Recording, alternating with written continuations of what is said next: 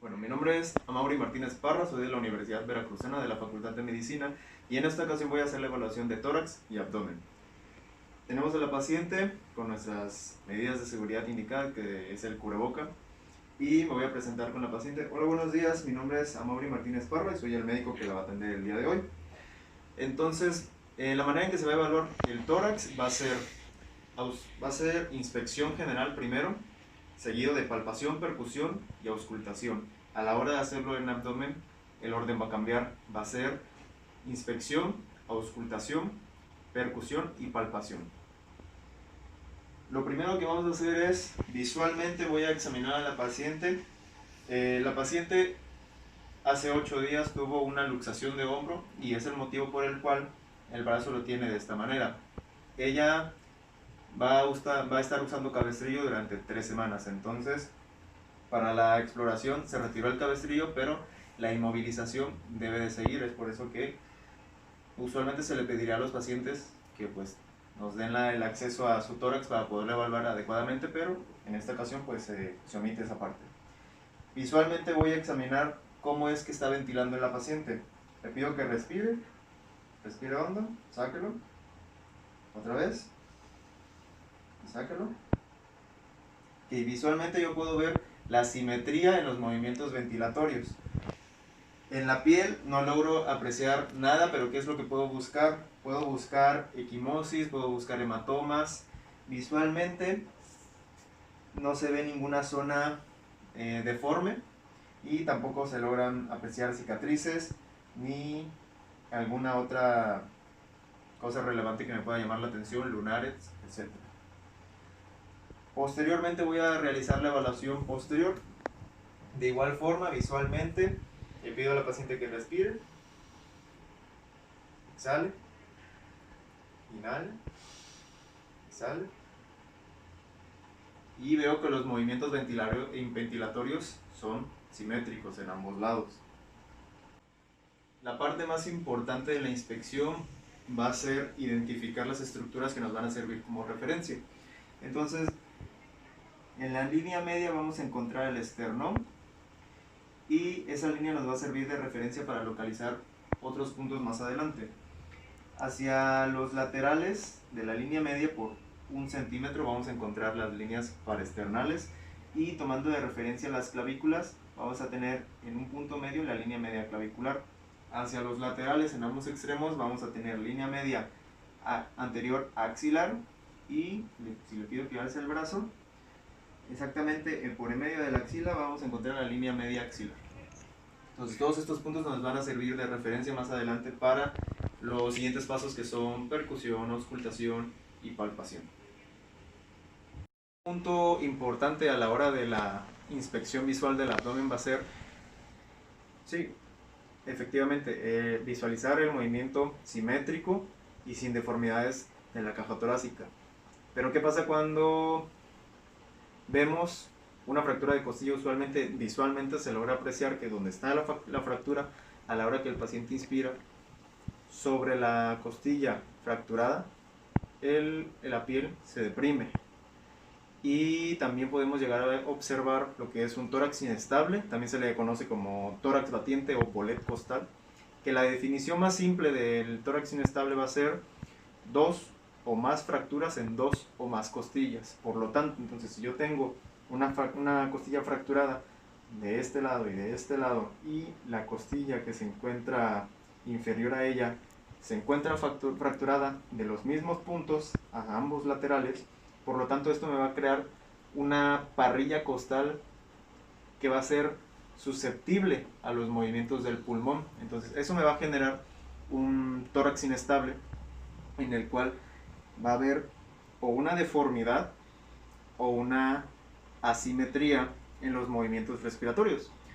Y ese tipo de asimetría lo conocemos como movimientos paradójicos. Sí, sí, está.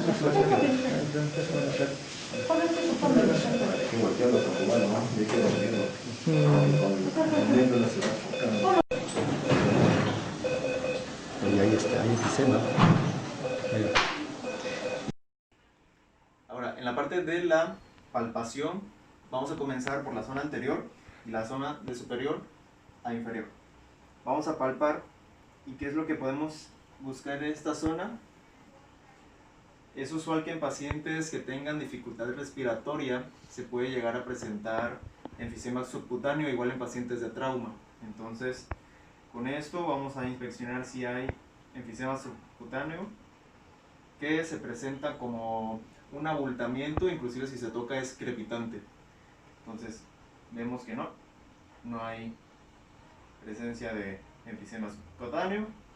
Ahora vamos a pedirle a la paciente que inhale, exhale. Okay. Nos vamos más abajo, inhale, exhale. Okay. Ahora, tomando los bordes costales de esta forma, le voy a pedir a la paciente que inhale y exhale. Okay. Esto lo hago para evaluar la simetría de los movimientos. Igual en la parte posterior le voy a pedir al paciente que se coloque de pie. Okay. Y de vuelta hacia acá. Voy a comenzar de la zona superior tomándola de esta forma y le voy a pedir que inhale y exhale. Okay. Otra vez.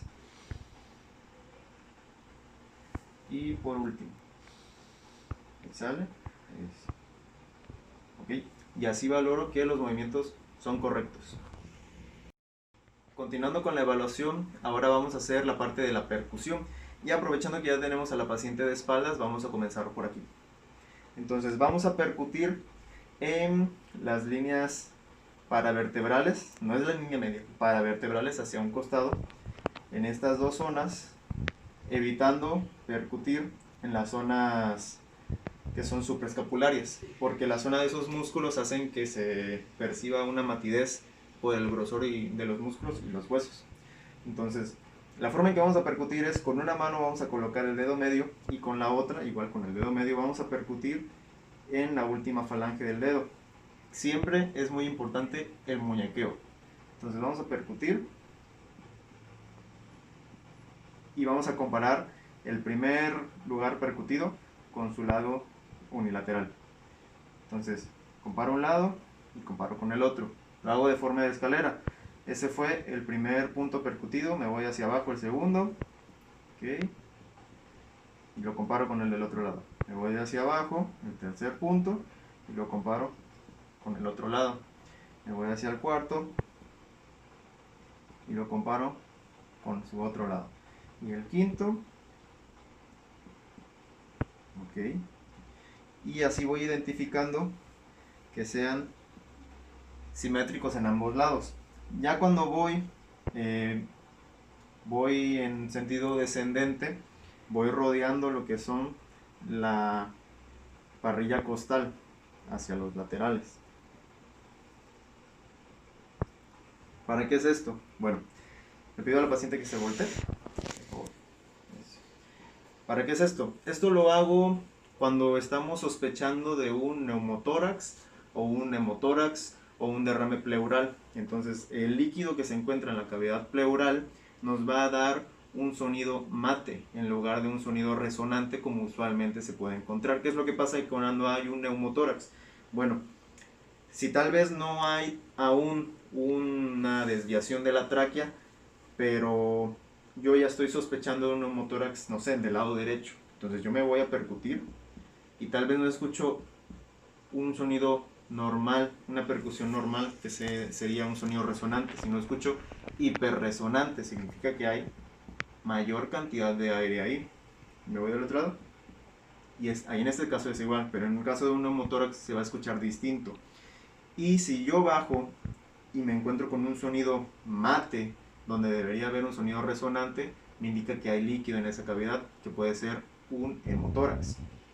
Hay ocasiones donde se puede presentar un hemoneumotórax, que entonces la parte de arriba va a contener aire, pero si yo me voy a percutir una zona más baja, voy a encontrarlo mate, porque la sangre por gravedad baja.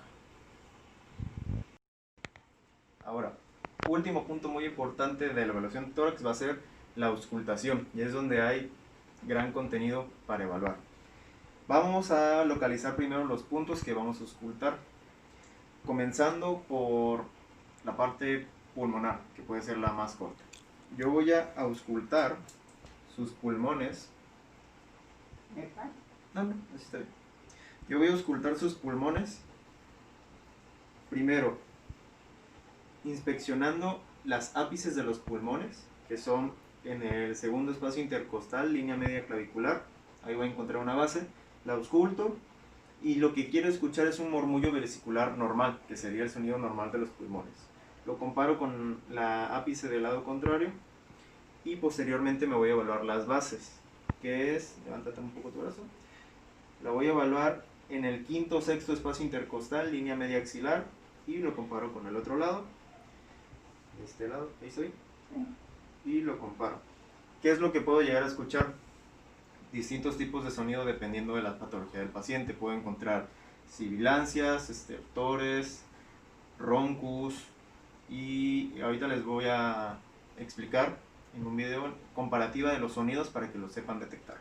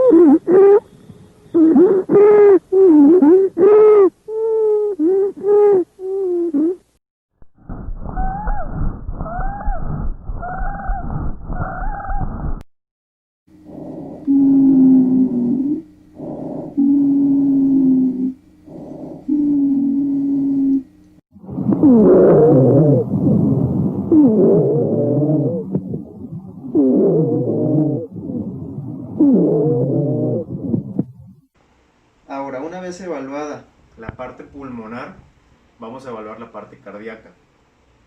Para esto tenemos distintos puntos de referencias. Para la forma más fácil hay una mnemotecnia que es APTO, A-P-T-O, que es la abreviación de apartamento. Y el único detalle es que de estas 4 letras, que es la A-P-T-O, la O se cambia por la M. Entonces vamos a tener A-P-T-M. Y en ese sentido, tal cual se lee, en sentido izquierda-derecha, vamos a localizar en el segundo espacio intercostal, línea media parasternal, el foco aórtico. La siguiente letra sería la P. Pues del lado contrario, en la misma localización, segundo espacio intercostal, línea media parasternal, el foco pulmonar, y debajo de él vamos a encontrar el foco tricúspide, y en el quinto espacio intercostal, un poquito más hacia la línea media clavicular, vamos a encontrar el foco mitral. Vamos a encontrar el foco mitral. Aquí en este punto vamos a auscultar el foco mitral. Entonces ese es el punto en el que va a estar el corazón y exactamente la punta del ventrículo. Entonces lo voy a tomar como referencia y ahí es donde yo puedo poner mi estetoscopio y auscultar los sonidos cardíacos. Ahora, ¿qué espero de los sonidos cardíacos? Bueno, Este es un esquema de los sonidos cardíacos y cómo los puedo encontrar. El R1 es el sonido de la sístole y el sonido que hacen las válvulas mitral y tricúspide al cerrarse. En ese periodo, al mismo tiempo, se abren las válvulas sigmoideas, que son la aórtica y la pulmonar. Entonces, en ese punto se ocurre la sístole y todo el periodo que es posterior a ese sonido es sístole. Posteriormente viene el R2, que es el segundo sonido cardíaco, que es el sonido de la diástole. En este sonido se van a cerrar las válvulas aórtica y pulmonar y se van a abrir las válvulas tricúspide y mitral, permitiendo así el llenado de los ventrículos, que va a ser la diástole. Entonces, a partir de R2 hacia adelante, todo ese periodo es la diástole. Entonces, estos serían los dos sonidos principales que vamos a encontrar. ¿Qué pasa con R3 y R4? Bueno, esos son sonidos que usualmente no se encuentran, pero se pueden llegar a encontrar. El R3, cabe resaltar que los dos sonidos se encuentran siempre en diástole. Entonces, una cosa más. El R1 y el R2 están dibujados de distinta manera. El R1 tiene un pilar y el R2 dos. ¿Por qué pasa? Es porque el R2 está compuesto por dos sonidos, que va a ser el cierre de las válvulas aórtica y pulmonar. Usualmente se escuchan al mismo momento y crea un solo sonido, pero en el caso de una inspiración del paciente, hay un aumento de la presión negativa dentro del tórax, lo que hace que el cierre de la válvula pulmonar se retrase un poco, porque aumenta la presión y tarda un poco más en llenar esa cavidad, por lo tanto se retrasa un poco el cierre de la válvula pulmonar y crea dos sonidos muy juntos, separados por una milésima de segundo, pero es donde se crea un desfase en esos sonidos. Pero si el paciente está sin respirar o en expiración, los vamos a escuchar al mismo tiempo. De esta forma, igual está compuesto por el cierre de dos válvulas, pero siempre se escuchan al mismo momento. ¿Qué pasa con R3 y con R4? Estos sonidos se van a encontrar siempre en diástole, y el R3 lo vamos a encontrar de forma fisiológica, o sea, normal, en mujeres embarazadas, en niños y menores de 35 años. El R3 se va a presentar porque hay un aumento del gasto cardíaco. Entonces, en estas personas hay aumento de gasto cardíaco, hay mayor cantidad de sangre, y entonces la capacidad del ventrículo tarda un poco más en cerrarse. Entonces se genera este tercer sonido. Si lo llegamos a encontrar en personas que no son ni embarazadas, ni niños, ni menores de 35 años, entonces decimos que es un R3 patológico. ¿En qué situaciones se puede presentar? Pues se puede presentar en una cardiopatía hipertrófica, en una hipertensión arterial crónica, inclusive una valvulopatía. En personas así se puede llegar a encontrar. Ahora, el R4 es un sonido que se dice que es telediastólico porque es más separado al sonido de la diástole, y el R3 se dice que es protodiastólico. Entonces el R4 es un sonido que siempre va a ser patológico, y este se da porque hay una hipertrofia en el ventrículo, y aparte esa hipertrofia nos encontramos con que los muros ya son algo rígidos e impiden una expansión o una dilatación extrema del ventrículo. Entonces esa capacidad que ya es limitada en el ventrículo nos va a generar un cuarto sonido, o no, un tercer sonido, que va a ser en este caso el R4. Para memorizar estos sonidos, el R3 y el R4, hay una mnemotecnia que son ciudades. En el caso de R3 va a ser la mnemotecnia de Kentucky, una ciudad, porque al escucharlo se va a escuchar como Kentucky, Kentucky, Kentucky. Y en el caso de R4 va a ser Mississippi, porque cuando lo escultemos se va a escuchar como Mississippi, Mississippi, Mississippi, Mississippi. Así es como lo vamos a llegar a detectar. Ahora voy a comenzar con la evaluación de abdomen, comenzando con la inspección. El orden de la evaluación del abdomen va a ser inspección, auscultación, percusión y palpación. Esto es, movemos la auscultación al segundo lugar porque algunas de las percusiones o maniobras que se hagan para la exploración a la hora de la palpación pueden modificar los sonidos digestivos o de las vísceras. Entonces por eso vamos a darle prioridad a la auscultación. Ahora, vamos a pedirle a la paciente que se descubra su abdomen para que lo podamos visualizar. Está bien. Visualmente voy a buscar cualquier signo que me pueda llamar la atención. Equimosis, hematomas, deformidades, abultamientos. Visualmente, ¿cómo se encuentra? Es plano, globoso, distendido. Entonces, todas esas características son las que yo voy a recabar a la hora de inspeccionar visualmente. Inclusive si hay cicatrices, en este caso no hay nada, pero podría llegar a haber cicatrices de cesáreas, de cuando se realiza alguna cirugía por coledocolitiasis, inclusive cuando ya se le retiró el apéndice a algún paciente. Entonces todo eso es lo que yo voy a evaluar. Visualmente podemos dividir el abdomen en distintas formas, ¿no? Lo podemos dividir en 4 cuadrantes, una línea media atravesando el ombligo y una línea cefalocaudal atravesando de igual forma el ombligo. Lo divide en 4 cuadrantes: cuadrante superior izquierdo, cuadrante superior derecho, cuadrante inferior derecho y cuadrante inferior izquierdo. De ahí las regiones anatómicas del abdomen van a ser 9.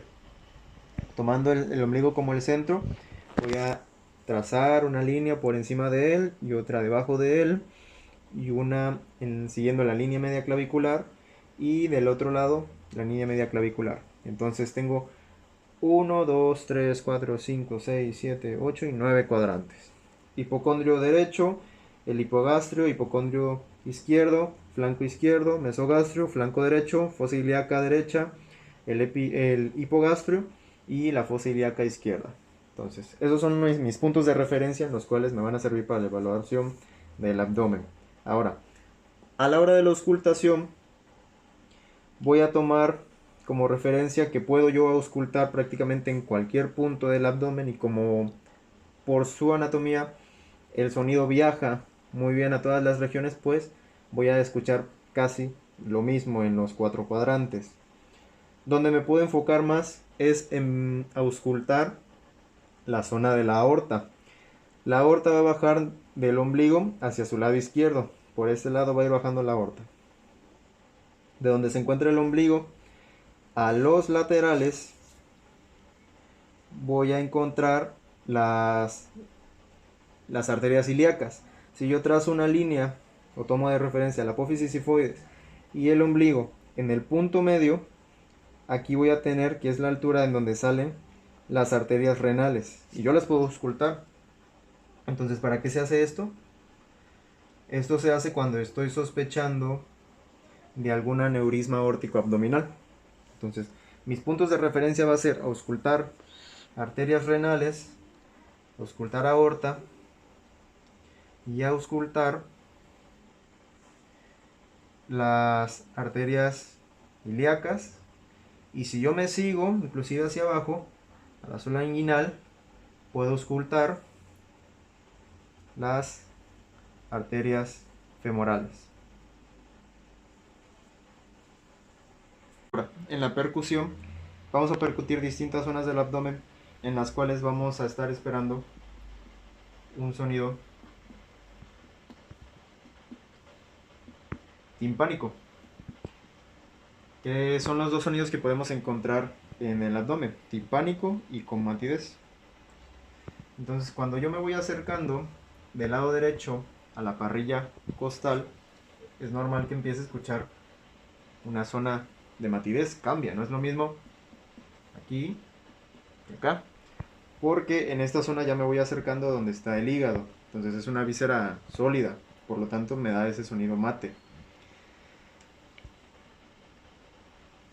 Entonces, si yo puedo, a la hora de la percusión, puedo llegar a encontrar un sonido timpánico rodeando el ombligo, pero en la zona inferior puedo estar encontrando un sonido mate. Esto me puede indicar una posible ascitis. Para esto también puedo hacer una prueba en la cual yo lateralizo a la paciente, entonces palpo la zona que queda hacia abajo, la encuentro mate, y palpo la zona que se queda arriba y va a ser timpánica. Por lo tanto, ese movimiento del líquido de la ascitis se movió hacia un costado por gravedad, y es por lo tanto por ese el cambio de la sonoridad a la hora de percutir. Ahora voy a ocupar las maniobras para la palpación, y primero lo puedo hacer de acuerdo a los cuadrantes del abdomen. Lo voy a hacer con esta técnica, colocando una mano sobre de otra, y noto las características del abdomen: si es plano, blando, deprimible, si es sólido, distendido, doloroso a la palpación. También pregunto a la paciente si eso le duele o le molesta o qué sienten, pero en este caso no hay dolor. Ahora, hay técnicas para evaluar a la palpación distintas zonas. Por ejemplo, si yo quiero evaluar su hígado, voy a poner mi mano por debajo de ella, localizando la 12ª, 11ª costilla, y de esta forma voy a buscar el reborde costal. Una vez que ya lo encuentro, unos 3 centímetros por debajo, voy a intentar presionar. Le voy a pedir al paciente que respire, y yo presiono intentando tocar el borde inferior del hígado. Ahí está. En el caso de una hepatomegalia, pues nos vamos a encontrar que el reborde del hígado no se encuentra, o no tenemos que hacer tanto esfuerzo para intentar tocarlo, porque en hepatomegalia pues el hígado incluso tiende a bajar, y lo vamos a detectar más fácilmente. Ahora, para detectar una esplenomegalia también se puede evaluar el vaso. Voy a pasar mi mano del otro lado, y de igual forma lo pongo por debajo de las costillas. Localizo el borde costal del lado izquierdo y le digo a la paciente que respire hondo. De igual forma intento presionar, intentando llegar a tocar el vaso, pero usualmente el vaso no se llega a palpar. Cuando llegamos a palparlo es que entonces hay un aumento de su tamaño. De igual forma hay una técnica en la cual se ocupa la percusión, en la cual yo tomo como referencia la línea anterior axilar, y en ese punto percuto y se llega a sentir un sonido timpánico, porque el vaso se encuentra más debajo. Yo le pido a la paciente que respire.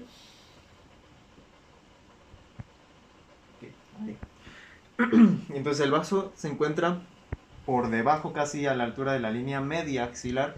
Por lo tanto, si yo percuto en la línea anterior axilar, que se encuentra superiormente, no lo voy a encontrar.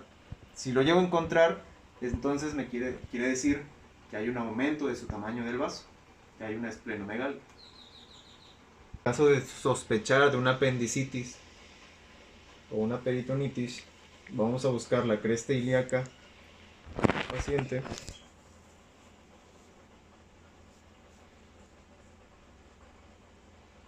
Aquí está. Vamos a buscar la cresta ilíaca de la paciente. Aquí está.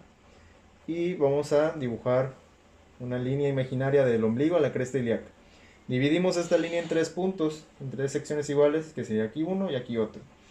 Entonces, en el primer punto más cercano a la cresta ilíaca, este va a ser el punto de McBurney.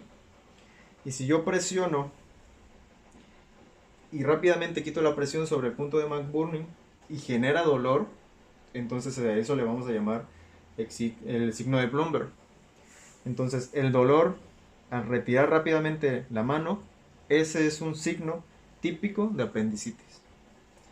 El signo de Plumber en el punto de McBurney.